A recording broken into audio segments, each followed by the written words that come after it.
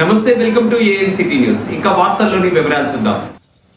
August 9వ తేదీన ప్రపంచ ఆదివాసీ దినోత్సవాన్ని పురస్కరించుకుని భద్రాద్రి కొత్తగూడెం జిల్లా ఇల్లెందు పట్టణంలో CPIML new democracy Yellandu sub division committee ఆధ్వర్యంలో సదస్సును ఏర్పాటు చేశారు. సదస్సును పార్టీ నాయకులు బుక్యా హర్జా అధ్యక్షతన నిర్వహించగా ఐఎఫ్టియు రాష్ట్ర ఉపాధ్యక్షులు జె సీతారామయ్య, జిల్లా కార్యదర్శి ఎండి రాసుద్దీన్, ప్రగతిశీల మహిళా సంఘం జిల్లా ప్రధాన కార్యదర్శి బయ్య శారద, కార్యదర్శి మోకాళ్ల సుగుణ, మాజీ సర్పంచ్ బుక్యా చిన్ని తదితరులు మాట్లాడారు. కార్యక్రమంలో పీబైఎల్ మండల కార్యదర్శి రావు ఉపేందర్ రావు, న్యూ డెమోక్రసీ ఇల్లెందు పట్టణ కార్యదర్శి కొండపల్లి శ్రీనివాస్, నర్సింగ్, కిన్నెర రాజయ్య, వీరయ్య, ఈసాల కృష్ణ తదితరులు పాల్గొన్నారు.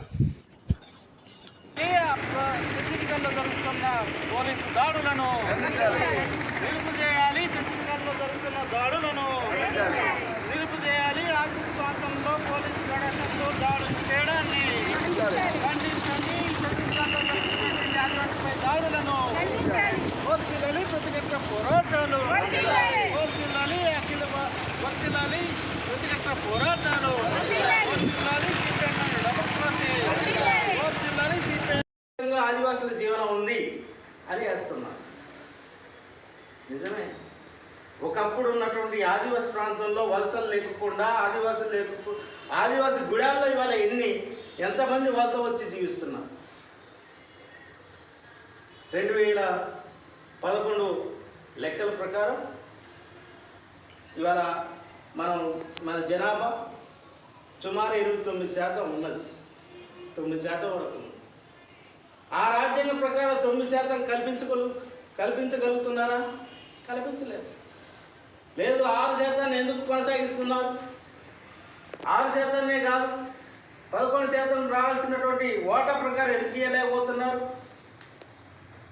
ఇవన్నీ మనం ఇప్పుడున్నటువంటి వాతావరణం మనల్ని ఆలోచింపచేయలేనట్టు పరిస్థితుంది. ఆదివాసులు అంటే ఎవరో తెలియదు. ఆదివాసులు అంటే ఎవరు? మేము కోయలం కదా అనుకుంటారు, మేము లంబడలం కదా అనుకుంటారు. అడవిలో జీవించేటట్టు, ఒక పరిధిలో జీవించేటట్టు వాళ్ళకి, షెడ్యూల్ ప్రాంతంలో ఉన్నటువంటి వాళ్ళని ట్రైబ్స్గా, వెల్స్ ట్రైబ్స్గా ఈ రాజ్యాంగం గుర్తించింది. మనం గుర్తించినటువంటి ఈ రాజ్యాంగాన్ని మనకిచ్చినటువంటి అవకాశాలని కోల్పోతుంటే వాటిని ఎంతోమంది పోరాటాలు చేసి వాటి ఫలితమే ఇవాళ శ్రీకాకుళం రైతాంగ పోరాటం వల్ల 107 చట్టం వస్తే 107 చట్టం ఉల్లంఘిస్తున్నటువంటి పరిస్థితి ఉంది ఏజెన్సీ ప్రాంతం. 107 చట్టం అంటే ఏంటి? ఆదివాసుల భూమి ఆదివాసులే కొనాలి, గిరిజన ఏతలు కూడా కొనకూడదు. అది చట్టమే కదా. ఆదివాసి ప్రాంతంలో ఎలాంటి కట్టడాలు కూడా జరగకూడదు. అది చట్టమే కదా. ఎంఆర్ఓ ఏం చేస్తారు? కళ్ళు మూసుకుంటున్నా. మన భూములన్నీ ఏరే వాళ్ళు కొంటున్నారు కదా, భూమి కోల్పోతున్నాం కదా. ఈ చట్టం ఎందుకు వచ్చింది? కొన్ని వందల మంది ప్రాణత్యాగాలు చేస్తున్న 107 చట్టం వచ్చింది. చదువుకున్నట్టు పిల్లలు భూమి మీద ఉన్నటువంటి హక్కులు, చట్టాలు తెలుసుకోవాలి. ఆ చట్టాల ప్రాంతంలో పేసా చట్టం ప్రకారం పేసా గ్రామాల్లో ప్రతిదీ గ్రామ సభ ద్వారా ఆమోదం పొందాలి. రికార్డు మెయింటైన్ చేయాలి గ్రామ సభ. ఆ గ్రామ సభ 11 సంవత్సరాలు ఉన్నటువంటి వాళ్ళు ప్రతి ఒక్కరూ ప్రశ్నించవచ్చు గ్రామ సభలో.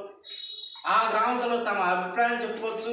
మన జీవనానికి ఏదైనా ఆటంకం, మన జీవనానికి ఏదైనా పెనుముప్పు, మన జాతికి పెనుముప్పు వచ్చే అవకాశాలు ఉంటే ఆ గ్రామ సభ ద్వారా మనం వ్యతిరేకించవచ్చు.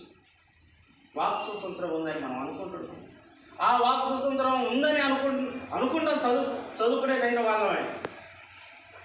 కానీ అది శృతి మించి మనం గట్టిగా అడిగితే నిర్బంధం కూడా వచ్చే అవకాశం ఉంది.